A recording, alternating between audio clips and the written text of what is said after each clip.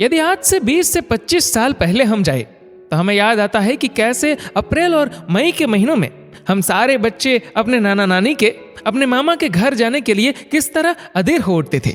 सारी माएँ अपने सूटकेस ऐसे बांधती थी जैसे कि एक मुक्त आकाश में उड़ने का मौका उन्हें दोबारा मिल रहा हो। मामा का घर मानो पूरी स्वतंत्रता, ढेर सारी खुशियां, ढेर सारी मस्ती का पर्याय बन जाता था। फोन नहीं होते थे, लेकिन पत्र के द्वारा मामा हमें बुलाया करते थे। उन्हें हमारा इंतजार होता था। मम्मी भी पापा की सारी तैयारियां ठीक से कर देती थी। स्टेशन पर गाड़ी रुके उसकी पहले हमारी नजर मामा को ही ढूंढा करती थी। सुबह के 5 बजे हो या रात के 12, स्टेशन पर मामा लेने जरूर आते थे। उनका मुस्कुराता चेहरा देख मम्मी की सारी थकान मानो हवा में छू हो जाती थी। हम उछल कर उनकी गोद पर गिर जाते और उन्हें ऐसा लगता जैसे कि उनका घर हमसे ही तो है।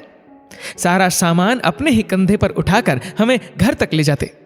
नाना नानी, मामी, सारे बच्चे हमारे इंतजार में खड़े रहते। फिर क्या मस्ती, मजाक, हल्ला गुल्ला का श्री गणेश हो जाया करता था। माँ को देखकर नाना नानी के चेहरे पर खुशी आ जाती थी, जो शायद आज मुझे समझ में आती है। तब तो हम नादान थे, अपनी ही मस्ती में लगे रहते थे। कुछ बोले बगैर ही वे सब एक दूसरे को आंखों में ही बता दिया करते थे।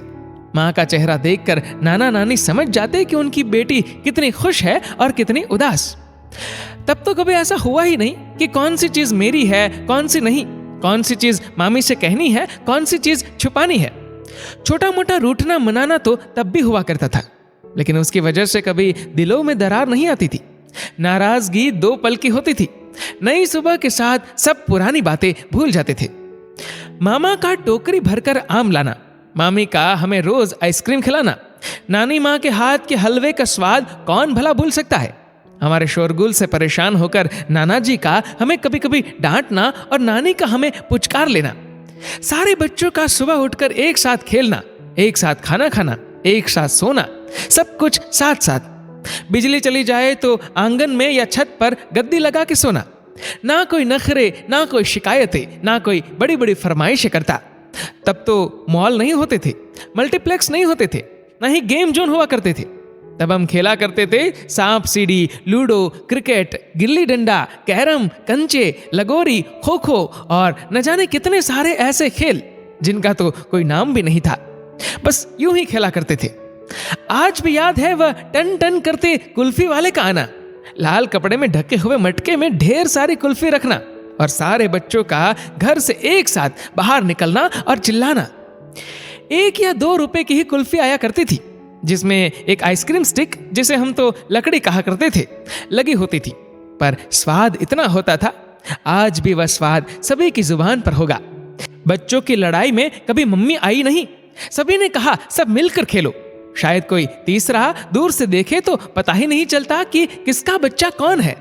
सारे एक से कपड़े पहना करते, कभी मौसी के साथ, कभी मम्मी के साथ, कभी मामी के साथ हम दिखाई पड़ते। कोई गलती करे तो कोई भी बड़ा उसे डांट लगा देता। मामा के साथ सर्कस और मेले में जाना, कलाबाजियां देख खूब तालियां बजाना, मेले में झूले झूलना। गर्मियां हो और आम ना हो, ऐसा कैसे हो सकता है। आपको याद आता है वह आम का खट्टा मीठा अचार। आम के अचार को बड़ी बड़ी बर्नियों में भरा जाता था। पापड़ तो इतने सारे बनाए जाते थे मानो पापड़ की फैक्ट्री खुल गई हो। एक अलग कमरा ही बना दिया जाता था। हम 2 सूटकेस ले जाते, लेकिन वापस आते तो 5 से 6 सूटकेस हो ही जाती। आज मामा के घर की जगह शायद दूसरे बड़े बड़े दर्शनीय स्थलों ने ले ली। बड़े बड़े शहरों में घूमने जाने की योजना बनाई जाती है।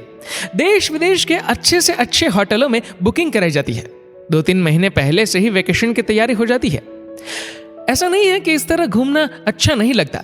बेशक नई जगह देखना किसे नहीं पसंद। अच्छे होटलों में रहना, अच्छा खाना खाना, अच्छी अच्छी तस्वीरें लेना हर किसी के मन को भाता है।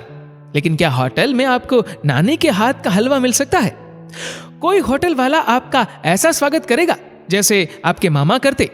क्या कोई जगह ऐसी होगी जहां आप बेफिक्र होकर मस्ती कर सकते? क्या आप मोबाइल के बिना अपना वेकेशन बिता सकते हैं? आज बच्चों का समर वेकेशन शुरू होता है टीवी से, मोबाइल से, लैपटॉप से, PS4 से, और शायद खत्म भी ऐसे ही होता है। उनके लिए हम सब ने हमारे पुराने खेलों को कभी दोबारा खेला ही नहीं। उनको कभी हमने सबके साथ एडजस्ट कैसे किया जाए ये सिखाया ही नहीं। हम अक्सर शिकायत करते हैं कि बच्चे इलेक्ट्रॉनिक उपकरणों से चिपके रहते हैं। तो चलिए उनको भी हम हमारे खेल सिखाए, उनको भी भाई बहनों के साथ रहने के मजे लेना बताए। माना कि संयुक्त परिवार की जगह एकल परिवार ने ले ली है। हम दिलों के बीच की दूरियों को कम करने की पहल तो कर ही सकते हैं। मन मुटाव छोड़ बच्चों की खुशी के लिए क्या हम अपना अहम दरकिनार नहीं कर सकते? मामा के घर का मजा बच्चों को खुल के लेने का मौका दे। ननद भी अपनी भाभी से दिल से मिले, बहनें आपस में प्यार से रहे। पूरा साल तो सब अपने अपने घरों में अपने हिसाब से रहते हैं, लेकिन गर्मियों की छुट्टी हम वहीं पुराने मौज मस्ती के साथ बिताई। भाई भाई भी अपने बीच की दूरियां दूर करके ससुराल से आई बहन और उनके बच्चों को प्यार से रखे। मामा का घर का पर्याय कभी भी कोई होटल नहीं हो सकता। दोस्तों, ये कहानी लिखी है पायल धाबलिया ने। आपकी इस वीडियो के बारे में क्या राय है, नीचे कमेंट करके जरूर बताएगा। और अगर वीडियो अच्छा लगा हो तो वीडियो को लाइक करेगा, शेयर करिएगा ज़्यादा से ज़्यादा लोगों तक। और ऐसे ही और भी इंस्पिरेशनल वीडियोस के लिए सब्सक्राइब करें हमारे यूट्यूब चैनल को और फेसबुक पर फॉलो करें हमारे पेज को। धन्यवाद।